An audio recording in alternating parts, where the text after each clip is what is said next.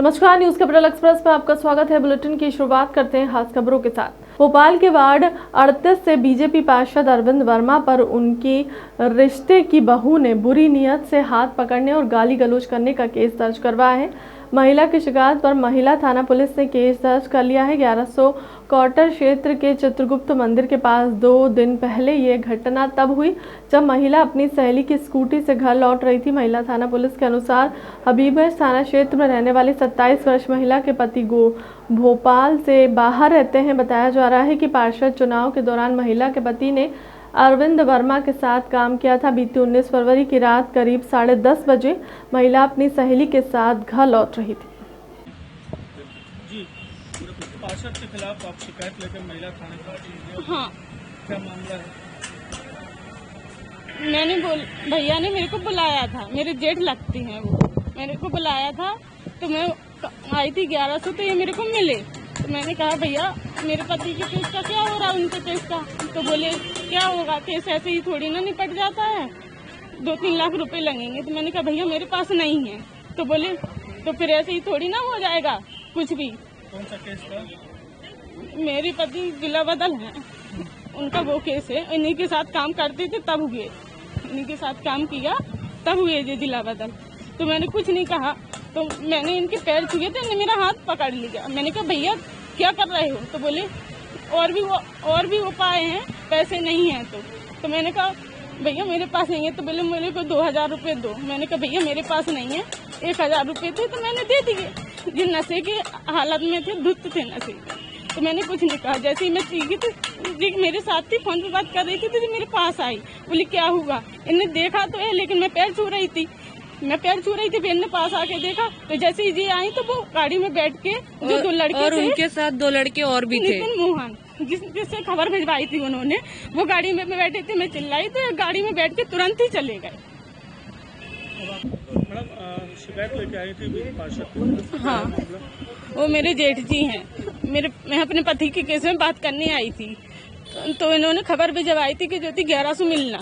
मैं 1100 में रहती हूँ, तो मैं गई थी कृष्णा के साथ में। तो कृष्णा नीचे रह गई, मैं ऊपर चली गई। मैं ऊपर से जब नीचे आई तो ये आ गए थे तो मैंने बोला भैया केस का क्या होगा। बहुत परेशान हो गई मैं। तो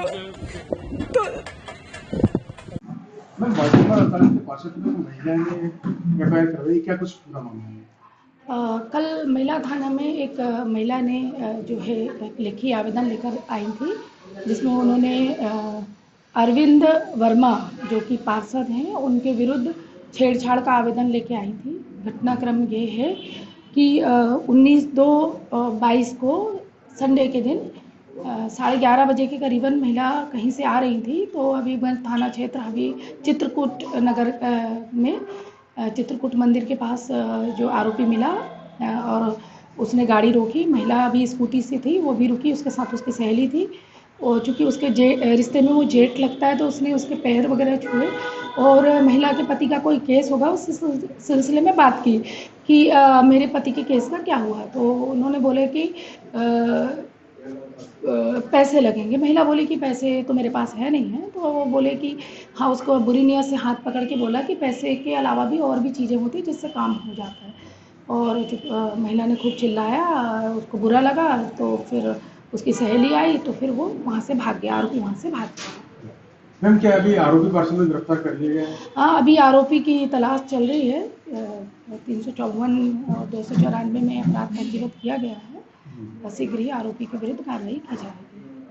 राजधानी के अशोका गार्डन में रविवार को एक व्यक्ति की हत्या के मामले में अब तक पुलिस आरोपियों तक नहीं पहुंच पाई है। ताहिर नामक शख्स की उसकी तलाकशुदा पत्नी अंजुम बी और उसके बेटे सिद्दीकी ने गोली मारकर हत्या कर दी। आरोपी अपने साथ आधा दर्जन साथियों के साथ हथियारों से लैस होकर आए हैं। वह अपने साथ मिर्च पाउडर भी लाए थे। अंजुम का कहना सबसे पहले विवाद मृतक की पत्नी हुमा से हुआ था। शोर शराबा सुनकर बाथरूम में नहा रहा ताहिर जैसे ही बाहर आया तो सिद्दीकी ने पिस्टल से उस पर गोली दाग दी, जिससे ताहिर नग्न अवस्था में ही नीचे गिर गया। सर, ताहिर नामक ये जो व्यक्ति का जो क्या होती इस मामले में अब तक की जो इन्वेस्टिगेशन है, क्या उसमें निकल के आया? कितने आरोपी इसमें बताया जा रहा है, कितने जो ये अशोका गार्डन का 302 का मामला हुआ है, जिसमें मृतक ताहिर की हत्या उसकी तलाकशुदा बीवी ने की है, अंजुम ने। उसमें अभी जो टोटल आरोपियों की संख्या है वो 6 है, जिसमें अंजुम और उसके 2 लड़के और साथ में 3 लोगों का नाम और आ रहा है, पर उनके नाम और उनकी शिनाख्त अभी नहीं हो पाई है। इस मामले में अभी जो मुख्य आरोपिया है वो अभी फरार है।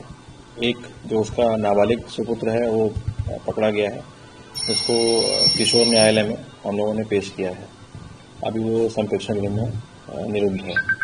इसके बाद जो अभी तक की विवेचना है उसमें जो इनका विवाद है वो शादी के बाद तलाक का इनका केस चल रहा था कोर्ट में। इनके पहले भी इस विषय में झगड़े हो चुके हैं आपस में, जो आसपास के लोगों ने बताए हैं। और जो प्राइमा फेसी पता लग रहा है उसमें इनकी एक प्रॉपर्टी है घर की, जो कि इसकी कीमत आज की डेट में काफ़ी ज़्यादा है। उसको लेकर भी इन लोगों के बीच में विवाद होता रहा है और उसके संबंध में भी कोर्ट में एक परिवाद लगा हुआ है। तो फिलहाल अभी इतनी ही जानकारी उपलब्ध है। जब तक ये महिला भी अपने गिरफ्त में नहीं आती है तब तक चीज़ें और साफ होने में थोड़ा टाइम लगेगा। घटना का सामने आया है जिसमें साफ तौर पर देखा जा सकता है कि वो गोली भी मारा है, आपने हथियार भी है, मिर्च पाउडर वगैरह भी।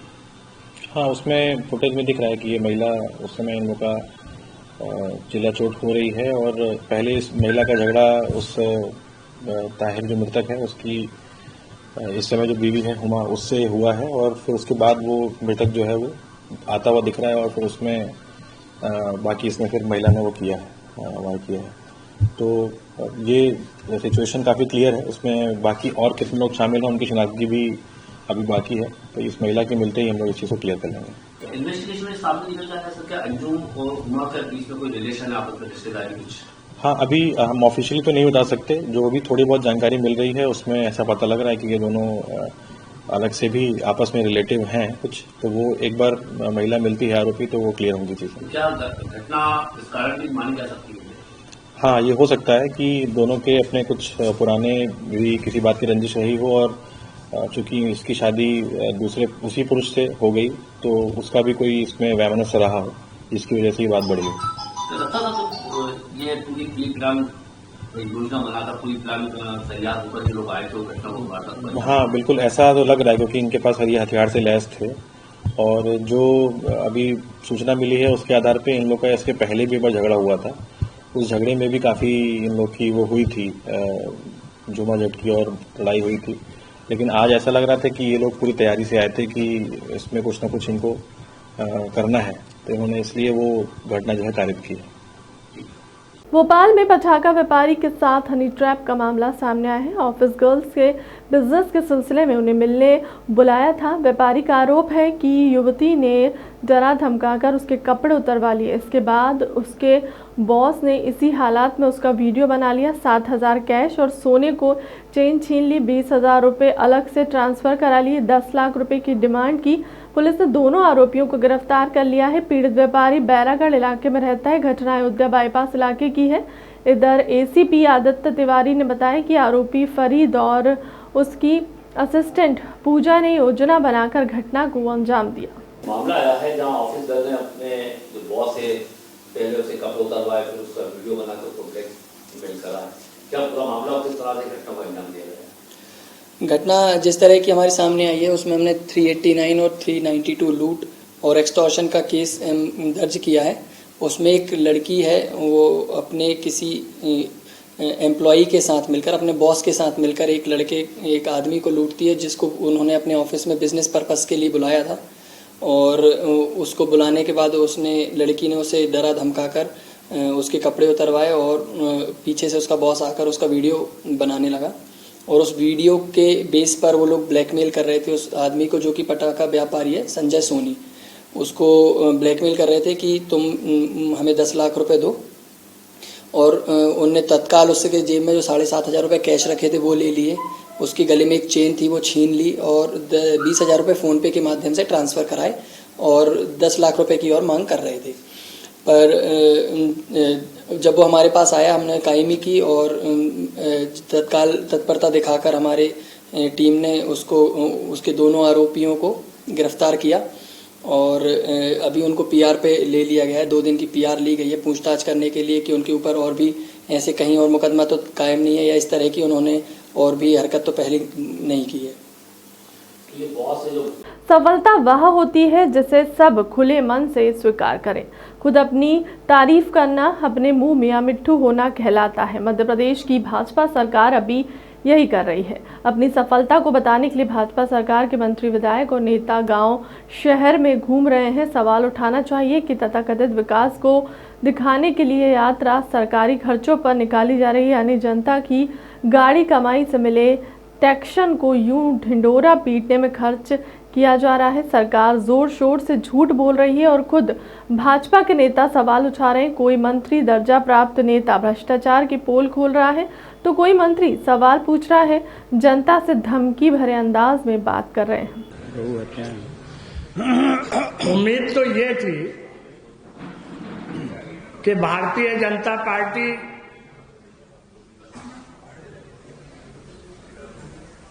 कांग्रेस पार्टी की सरकार को अपदस्थ करके सत्ता में जो आई है तो गौशाला के मामले में कारगर कदम उठाएगी। कमलनाथ जी की सरकार में तो गौशालाओं के मामले में कारगर पहल की गई। मैं उसका विवरण भी आपको दूंगा इस नोट में। कोई भी सरकार लोकतांत्रिक व्यवस्था में जनादेश के जरिए 60 महीनों के लिए चुनी जाती है, लेकिन मध्य प्रदेश में यह हुआ कि 60 महीने के लिए चुनी हुई कांग्रेस की सरकार को जिसने 15 महीने काम किया तो उसे अपदस्थ कर दिया। उस अल्प समय में कमलनाथ जी की जो प्रमुख उपलब्धियां रही, मैं उनको गिनाने में आपका समय नहीं लूंगा, इस नोट में है। वो अभूतपूर्व रहे और मैं अगर ये कहूं तो कोई अतिशयोक्ति नहीं होगी कि जहां एक तरफ भारतीय जनता पार्टी की सरकार अपनी कथित विकास यात्रा निकाल रही है, अगर कमलनाथ जी की सरकार होती तो मध्य प्रदेश के विकास के संदर्भ में एक स्वर्णिम अध्याय जुड़ा होता और वो सही विकास यात्रा निकलती। तो इसलिए उस कार्यकाल के उपलब्धियों को भी आप देखें और भारतीय जनता पार्टी के कार्यकाल को भी आप देखें, ये मेरा निवेदन। ये तो आने वाला समय 2023 में स्पष्ट होगा। 2018 में जनादेश कांग्रेस के पक्ष में हुआ था। किसानों के कर्जा माफी के संबंध में भी फैसले लिए गए, वृद्धावस्था पेंशन और कर्मचारियों के हितों के मद्देनजर रहते हुए भी फैसले लिए गए, लेकिन वो सरकार नहीं चल पाई, पूरा कार्यकाल नहीं कर पाई। सवाल ये है कि जनादेश की आपने बात कही, अभी जो लोकल बॉडीज के इलेक्शन हुए आपने देखा, यद्यपि ये जो लोकल बॉडीज के और पंचायत के चुनाव हैं ये बैरोमीटर नहीं होते हैं, लेकिन फिर भी मुरैना और ग्वालियर जैसे स्थानों पर मेयर कांग्रेस के बने, कई स्थानों पर पंचायत प्रतिनिधि कांग्रेस के बने। और मैं विनम्रता पूर्वक आपकी बात का यही जवाब देकर अपनी बात समाप्त करूंगा कि आगे आने वाले चुनाव 2023 में यह स्पष्ट हो जाएगा कि जनादेश किसके पक्ष में है।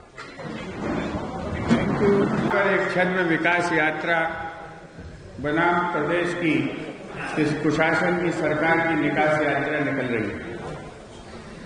उसी संदर्भ में विस्तृत आंकड़ों के साथ हमारी पार्टी के पूर्व केंद्रीय मंत्री एवं हमारे पूर्व कांग्रेस के प्रदेश अध्यक्ष आदरणीय सुरेश पचौरी जी आपसे रूबरू होंगे और मध्य प्रदेश सरकार की एक जो झूठी और छवि सरकार के धन से तैयार करने की कोशिश की जा रही है, जनता के पैसे से तैयार करने की कोशिश की जा रही है, उस इवेंट जीवी सरकार के खिलाफ आप अपना वक्तव्य प्रस्तुत करेंगे। मैं आमंत्रित करूंगा आदरणीय सुरेश पचौरी जी को।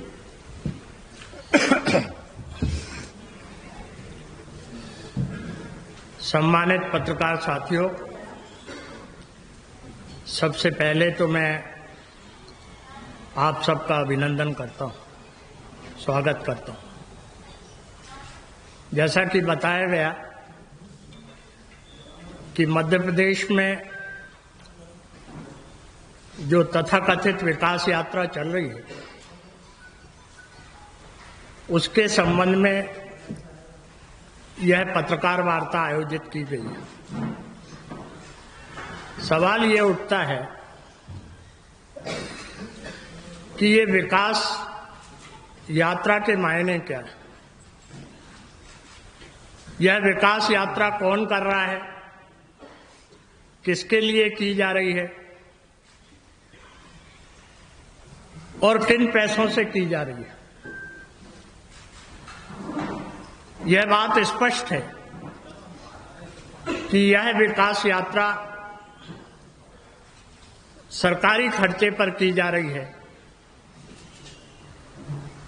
और इस विकास यात्रा के जरिए राजनीतिक पार्टी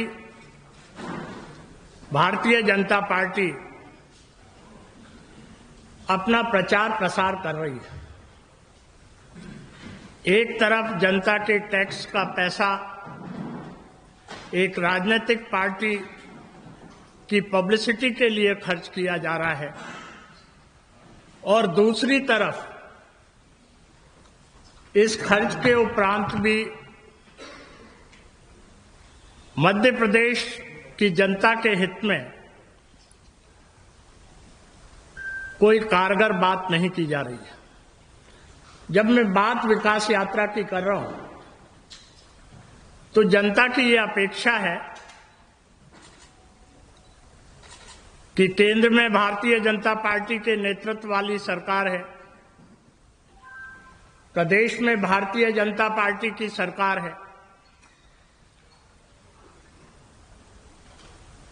इन सरकारों की क्या जनहित में उपलब्धियां हैं? ये भारतीय जनता पार्टी जिनकी सरकार दोनों स्थानों पर है, उसने पिछले चुनाव के दौरान भोली भाली जनता से क्या वादे किए थे और उन वादों की पूर्ति की दिशा में क्या कदम उठाए गए। अच्छा ये होता कि इस विकास यात्रा के जरिए ये बताया जाता कि केंद्र सरकार की ये उपलब्धियां हैं, नरेंद्र मोदी जी ने ये वादे किए थे और इतने वादों पर अमल किया गया, इतने वादे अधूरे रह गए। अच्छा ये होता कि प्रदेश के मुख्यमंत्री जी ये बताते कि मध्य प्रदेश के संदर्भ में प्रदेश की जनता से ये वादे किए गए थे, इतने वादे पूरे हुए और इतने वादे अधूरे रह गए और प्रदेश का अलग अलग क्षेत्र में ये विकास हुआ। मैं लंबी चौड़ी बात नहीं कहना चाहता हूं, मैं एक ब्रीफ नोट आपको वितरित करूंगा जिसमें उन सब आंकड़ों का जिक्र होगा जो कांग्रेस पार्टी के नाते हम नहीं कह रहे हैं, बल्कि सरकारी आंकड़े कह रहे हैं। किसी भी प्रदेश के विकास का पैमाना ये होता है, किसी भी देश के विकास का पैमाना ये होता है कि बुनियादी मुद्दों पर क्या हुआ। शिक्षा के क्षेत्र में, स्वास्थ्य के क्षेत्र में क्या हुआ। स्वयं केंद्र सरकार का नीति आयोग कह रहा है कि शिक्षा के क्षेत्र में, स्वास्थ्य के क्षेत्र में मध्य प्रदेश निचले पायदान पर आ गया। स्वयं सरकारी आंकड़े ये कह रहे हैं कि देश की आर्थिक स्थिति बिगड़ गई है, सामाजिक स्थिति बिगड़ गई है, अंतर्राष्ट्रीय स्थिति बिगड़ गई है और कई ऐसे बुनियादी सवाल हैं जिस पर केंद्र सरकार चुप्पी साधे हुए है। मुद्दा महंगाई का लें, बढ़ती हुई बेरोजगारी का लें, बिगड़ती हुई कानून व्यवस्था का लें, चाहे मुद्दा गौतम अदानी का लें। जो सवाल हमारे नेता राहुल गांधी जी ने संसद में उठाए थे कि क्या कारण है कि गौतम अदानी जो 2014 तक 609वें स्थान पर था, वो देश में दूसरे स्थान का पूंजीपति हो गया। उसकी जो आमदनी है कई गुना बढ़ गई। सेबी के द्वारा जांच के दायरे में जो व्यक्ति रहा, जिस पर स्वयं वित्त मंत्री ने संसद में कहा कि अदानी समूह जांच के दायरे में है, वो गौतम अदानी प्रधानमंत्री के साथ विदेश यात्रा कर रहे हैं। लेकिन उससे महत्वपूर्ण बात जो है, जो गौर करने वाली बात है कि जिन देशों की यात्रा कर रहे हैं उन देशों से व्यापारिक संबंध किस आधार पर बन रहे हैं। इन सब मामलों में प्रधानमंत्री की रहस्यमय चुप्पी है। केंद्र सरकार वो सब जो बुनियादी सवाल है उन पर चुप्पी साधे हुए है और विपक्ष को संसद में सवाल उठाने की इजाजत नहीं दे रही। और यही कारण रहा कि उदयपुर के सम्मेलन के बाद यह फैसला लिया गया कि भारत जोड़ो यात्रा निकाली जाएगी कन्याकुमारी से कश्मीर तक की। और राहुल गांधी जी की यात्रा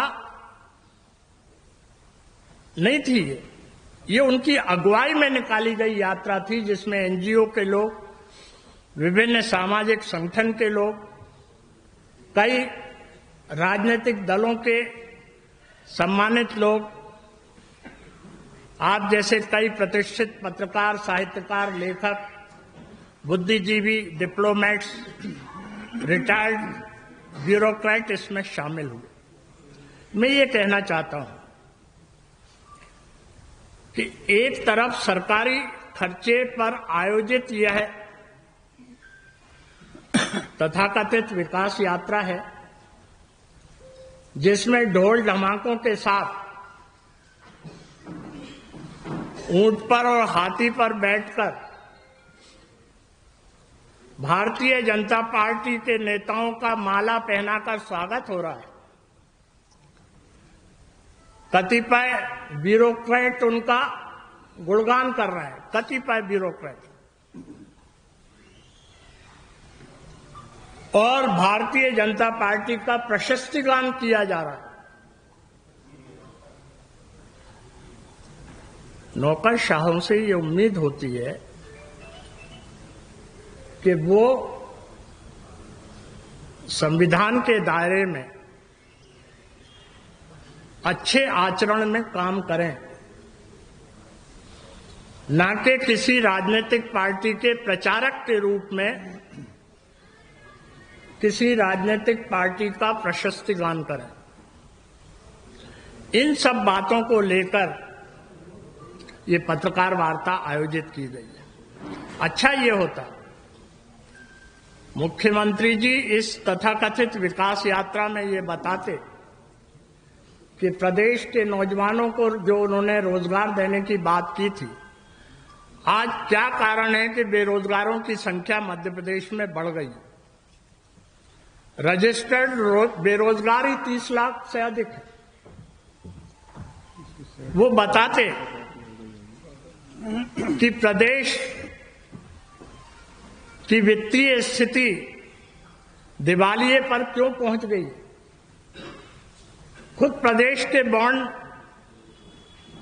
गिरवी रखे जा रहे हैं।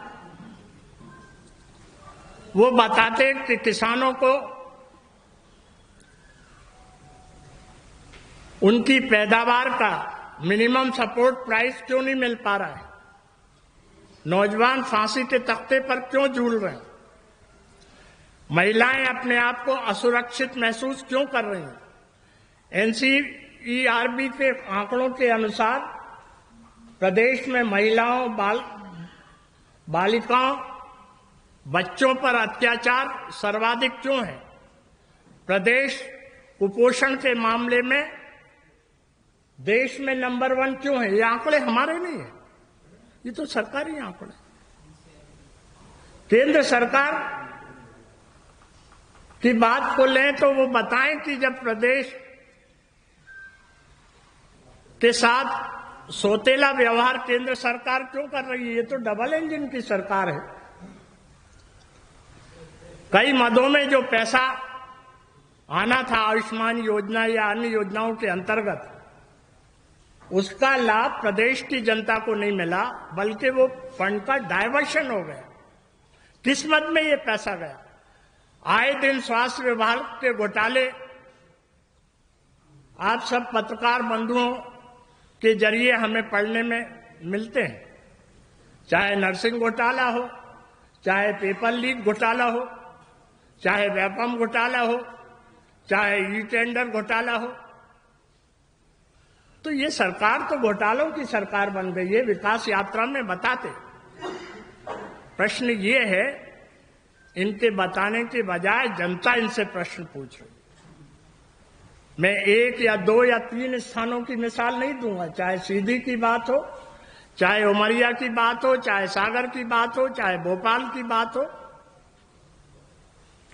वहां जनता इनसे सवाल पूछ रही है कि श्रीमान जी कहां हुआ विकास। जब सड़कों पे से ये गुजरते हैं तो प्रदेश की जनता मुख्यमंत्री जी से सवाल पूछती है, क्या प्रदेश की सड़कें वाशिंगटन से बेहतर है। जब ये नर्मदा अंचल में जाते हैं तो वहां के लोग पूछते हैं कि मां नर्मदा में सीवेज क्यों हो रहा है, सीवेज का पानी क्यों जा रहा है। जब भोपाल ताल की बात होती है तो ये प्रश्न उठता है कि भोपाल ताल में सीवेज का पानी क्यों जा रहा है, लोगों को पीने का स्वच्छ पानी क्यों नहीं मिल रहा है। तो ये विकास किसका हो रहा है। मैं ये कहूं तो कोई अतिशयोक्ति नहीं होगी कि विकास भारतीय जनता पार्टी और उसके कार्यकर्ताओं का हो रहा है। विकास प्रदेश और देश का नहीं हो रहा। इस विकास यात्रा के जरिए जो इवेंट मैनेजमेंट किया जा रहा है, जो प्रचार प्रसार करके करोड़ों रुपए खर्च किए जा रहे हैं, उसमें किसका हित जुड़ा है। प्रदेश की जनता का हित नहीं जुड़ा है। इसलिए मैं लंबी चौड़ी बात न कहके जो मेरी विनम्र निवेदन है वही आपके सामने प्रस्तुत कर रहा हूं। और प्रश्न के लिए मैं आग्रह करूंगा कि आप जो प्रश्न इस विकास यात्रा के संदर्भ में करना चाहें वो कृपा पूर्वक करें। सर, आपने ब्यूरोक्रेट्स को लेकर कहा कि वो विवाद कर रहे हैं, ये चिंतित करेगी सरकार उसके बाद जब आपकी सरकार आएगी तो उनके साथ कैसे जाएगा। ये तो विगत दिनों से निकल रही विकास यात्रा मध्य प्रदेश शासन द्वारा चलाई जा रही योजना विकास यात्रा नगर पोलाय कला के वार्ड नंबर 13 में पहुंची, जहां पर नगर परिषद के द्वारा विकास यात्रा के दौरान रोड का भूमि पूजन और गृह प्रवेश कार्यक्रम भी किया गया। विगत दिनों से चल रही विकास यात्रा वार्ड नंबर 13 उपाध्यक्ष प्रतिनिधि कैलाश मंडलोई के नेतृत्व में बौद्धी में पहुंची है, जहां पर मुख्य वक्ता हरपाल सिंह पटेल द्वारा शासन की विभिन्न योजनाओं का बखान करते हुए कहा कि आप भाजपा के साथ दें। भाजपा हमेशा विकास करती आई है और करेगी। साथ इस विकास यात्रा के दौरान प्रधानमंत्री आवास योजना में नवनिर्मित मकान में परिवार का गृह प्रवेश करवाया गया। इस मौके पर अतिथि के रूप में सुरेश कुमार आर्य और सतीश मंडलोई उपस्थित रहे। वार्ड 13 के रहवासी किले उपाध्याय प्रतिनिधि कैलाश मंडलोई ने रोड का भूमि पूजन भी किया। बेटी पढ़ाओ, उज्ज्वला योजना, तीर्थ दशक योजना और सबसे महत्वपूर्ण प्रधानमंत्री आवास, ऐसी कई योजनाएं चल रही है। और अभी हमारे मुख्यमंत्री जी ने अभी जैसे बेटी लाडली रक्षा नहीं होगा, ना कि उसमें से कोई 10,000 20,000 अगर आपसे कोई कर्मचारी भी मांगता है तो आप बिल्कुल डायरेक्ट सीधे आकर हमसे बोले, शिकायत करें उसकी। ऐसा नहीं है कि पहले पुराने वो चलता होगा, मैं ये नहीं कहूँगा, परंतु हमारे मुख्यमंत्री जी ने बिल्कुल सीधा डायरेक्ट संपर्क किया है कि भाई जो भी है, जिनका जितना लाभ है उनके अपने खाते में जाना चाहिए। इसी योजना को लेकर हमारे मुख्यमंत्री जी की योजना है कि इस विकास यात्रा का मतलब यही कि हर व्यक्ति तक इसका लाभ पहुंचे। जय हिंद, जय भारत। स्वच्छता के प्रति सजग रहूंगा, उसके लिए समय दूंगा। मैं हर वर्ष 2 घंटे यानी हर सप्ताह में 2 घंटे श्रमदान करते स्वच्छता के इस संकल्प को चरितार्थ करूंगा। मैं न गंदगी करूंगा, न किसी को करने दूंगा। सबसे पहले स्वयं से, मेरे परिवार से, मोहल्ले से, मेरे गांव, शहर से और मेरे कार्यस्थल से शुरुआत करूंगा। मैं गांव, शहर और गली गली स्वच्छ भारत मिशन का प्रचार करूंगा। स्वच्छता की तरफ बढ़ाया गया मेरा एक कदम पूरे भारत को स्वच्छ बनाने में मदद करेगा। मैं जो शपथ ले रहा हूँ वह अन्य। बिछिया कटंगी गांव के पास अचानक सड़क पर गाय आ गई, जिससे बचाने के चक्कर में वाहन चालक ने प्रयास किया। उसी दौरान बोलेरो वाहन अनियंत्रित होकर पेड़ से टकरा गया। हादसे में 4 लोग घायल हो गए। घायलों को 108 एम्बुलेंस के पायलट शिवम साहू, EMT मान सिंह के फौरन सामुदायिक स्वास्थ्य केंद्र पहुंचाया गया, जो घायलों को उपचार जारी है। जानकारी के मुताबिक सोमवार तड़के सुबह शहडोल में एक परिवार बोलेरो वाहन में सवार होकर नागपुर आ रहा था। उसी दौरान बिछिया कटंगी के पास हादसा हो गया, जिसमें 4 लोग घायल हो गए। घायलों का शाहपुरा अस्पताल में उपचार जारी है। क्या नाम है आपका और ये कौन सी गांव है, कौन सी ग्राम पंचायत है ये? मेरा नाम हरिराम, ग्राम कौड़िया, दरमंदा टोला से हूँ। यहाँ पे पुलिया का निर्माण कार्य हुआ था। वो पुलिया में सर जी ये बेस नहीं डला है, नीचे थोड़ा 1 इंच है वहाँ। नहीं तो बिगर उसमें देखा जा रहा है कि बिगर बेस के उन्होंने पुलिया बना दी। आप लोग गांव के हो और उसी रोड में आपको उसी पुल में चलना है, आप लोग उनसे बोले नहीं? नहीं, उसको नहीं बोल पाए सर जी। ये कौन बनाया है ये? उसको ग्राम पंचायत सरपंच से? हाँ, ग्राम पंचायत से सरपंच बनाया है, सचिव। तो ऐसे में तो बरसात में बरसात पूरा भसक जाएगा सर जी। भसक जाएगा जी। वो रोड मतलब पुल चल ही नहीं पाएगा? नहीं चल पाएगा। क्या चाहते हैं आप? आपको बनवाने चाहते हैं, अच्छे से बनना चाहिए। अच्छे से बनना चाहिए ना भाई, जो बन रहे तो लागत। कभी उपयंत्री आया है यहाँ पे? ये पता नहीं सर जी, मतलब उपयंत्री नहीं आया होगा, इसलिए वो ऐसा काम वैसा हुआ है। उपयंत्री आ जाते तो अच्छे से बन जाता।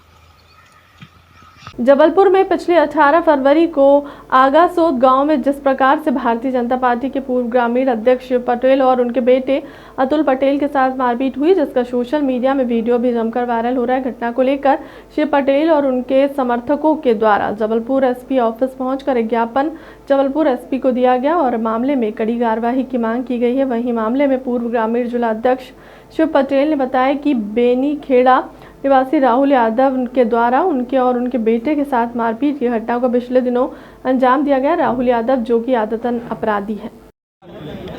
भाई साहब, अभी आप लोग SP ऑफिस आए थे, क्या शिकायत थी आप लोगों की, क्या मांग थी? आईडी के ऊपर मत। क्या है, 18 तारीख को शनिवार को शाम को लगभग 4:30 बजे आगा सौद में जो यज्ञ हो रहा है, श्री राम यज्ञ, लोला पहाड़ वाले हमारे महाराज जी वो वहाँ पर यज्ञ कर रहे हैं, सार्वजनिक यज्ञ है वो, तो उसकी शोभा यात्रा निकलना थी। मेरा बेटा अतुल पटेल 1 हफ्ता पूर्व से ही वहाँ पर स्वयं सेवक के रूप में सेवाएं दे रहा है अन्य साथियों के साथ में। उस दिन भी शोभा यात्रा के समय से पहले सुबह से ही वो वहाँ पर साथियों के साथ में था, तो उसकी सेवाएं थी। जो ब्राह्मण लोग, पंडित लोग आ रहे शोभा यात्रा में शामिल होने, उनको गाड़ी पे अंदर ले जाना, फिर बाहर गाड़ी लाना, फिर अंदर उनको ले जाना, जो आते जा रहे हैं, इस व्यवस्था में उसको लगाया गया था। तो वहाँ के बैनी खेड़ा निवासी एक गुंडा, जिसको हम गुंडा ही कहेंगे, जिसके खिलाफ में अनेक आपराधिक मामले दर्ज हैं अन्य थानों में, तो वो वहाँ पर अपने गुंडागर्दी की दम पर अवैध पार्किंग वहाँ पर लगा के रखा। तो वो किसी भी व्यक्ति को वहाँ पे बगैर शुल्क लिए जाने नहीं दे रहा था। तो इससे भी उसने शुल्क मांगा कि तुम बार बार अंदर बाहर हो रहे हो, जबकि उसके पूर्व भी लगभग अनेक लोगों से अभद्रता कर चुका, गाली गलौज कर चुका, कि जो पैसे नहीं दे रहा था तो उनको गाली गलौज करके पैसे ज़बरदस्ती लेना। तो इसके साथ भी वही घटना उन लोगों ने की। उसके साथ में अन्य भी लड़के थे, तो इसने उसका विरोध किया तो वो गाली बकने लगे। इसने बोला कि यहाँ पे शुल्क मनाही है।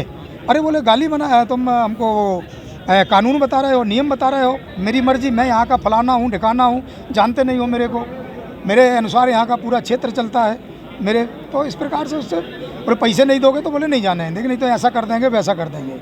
तो इसने विरोध किया गाली गलौज का भी, तो वो लिपट गए, इसके साथ मारपीट करने लगे बेटे के साथ, पैसे न देने की वजह से।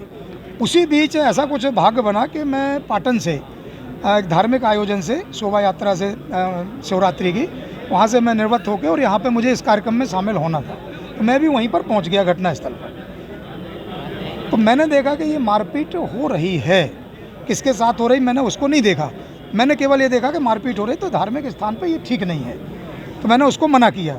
बाजू में देखा तो बेटे के साथ मारपीट कर रहे थे, पर मैंने बोला ये मेरा बेटा है, तुम लोग क्यों मारपीट कर रहे हो? बोले अरे साला पैसा नहीं दे रहा और यहाँ से बिना पैसे लिए गाड़ी ले जा रहा है।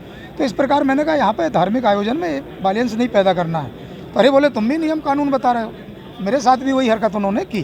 तो उसी से क्षुब्ध पूरा क्षेत्र है, चूँकि पहले से ही परेशान है पूरा क्षेत्र, आसपास के ग्रामीण क्षेत्र के लोग, तो वही आक्रोश आज यहाँ पर दिख रहा है सबके, आम पब्लिक का। यहाँ कोई राजनीतिक व्यवस्था या राजनीतिक स्वरूप में नहीं आए, ये आम पब्लिक आई हुई है कि उनके इस आतंक से क्षेत्रवासियों को छुटकारा मिले, ऐसा कानून से और माननीय एसपी साहब से मांग करते हुए लोग आए हुए हैं। आपका नाम?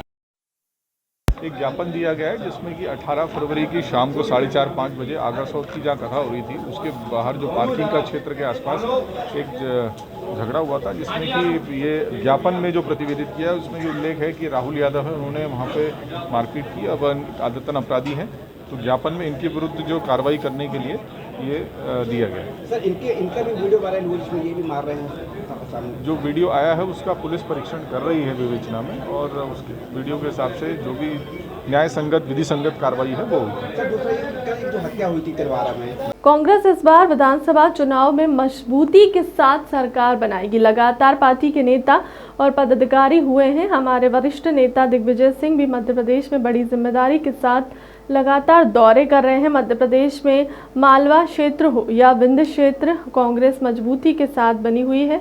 इस बार भारी समर्थन मिलेगा जनता का कांग्रेस को। वहीं भाजपा की विकास यात्रा पर पीसी शर्मा ने बताया कि इस विकास यात्रा में सिर्फ घोषणाबाजी हो रही है, सरकार ने कोई विकास नहीं किया है। सरकार का एक लाइन में फेल्योर है, पहले 15 साल और फिर अभी ये 3-3.5 साल। जब सरकारें फेल होती हैं तो इस तरह की चीज़ें अपनी बात मनवाने के लिए, क्योंकि अगर सबकी बात मानी गई होती तो गोविंदपुरा में जो इतने बड़े बड़े तादाद में लोग इकट्ठे हुए ये नहीं होते अगर सेटिस्फाई होते हैं।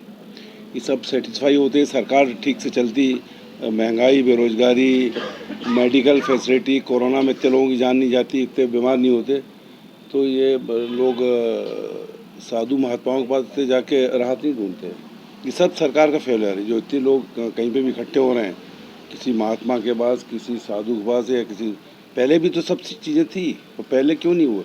इसका सरकार टोटल बीजेपी की सरकार शिवराज जी की यहाँ और दिल्ली में मोदी की सरकार, इसका फेलियर के नतीजे हैं ये।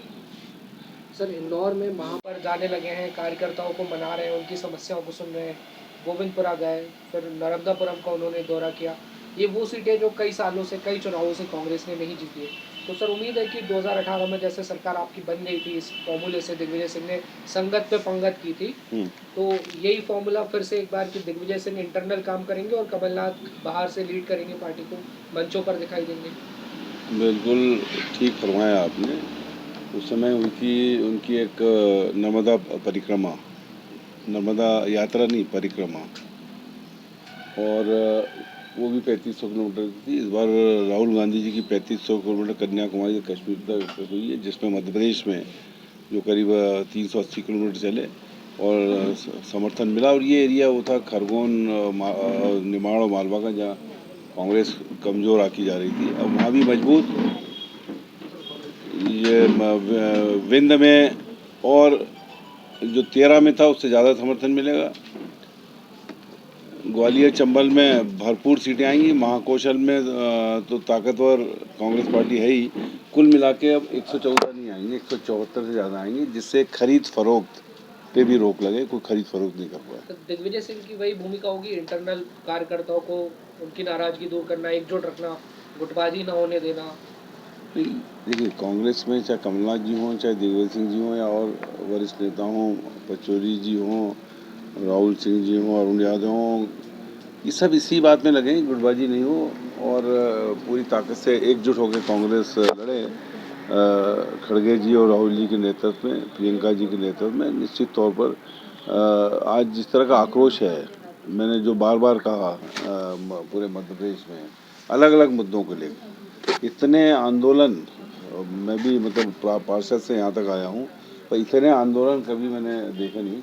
और बिजली की स्थिति ये है कि गरीबों के तो उखाड़ लेते हैं ट्रांसफार्मर, और जिनने जमा किए हैं उनके भी काट देते हैं। अभी यहीं पे अभी आधे घंटे से बिजली गई हुई थी।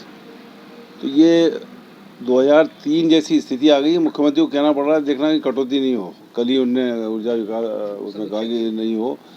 और बिजली के रेट अलग बढ़ने वाले हैं। कमलनाथ जी की सरकार थी 100 रुपये स्वयं उठाता था।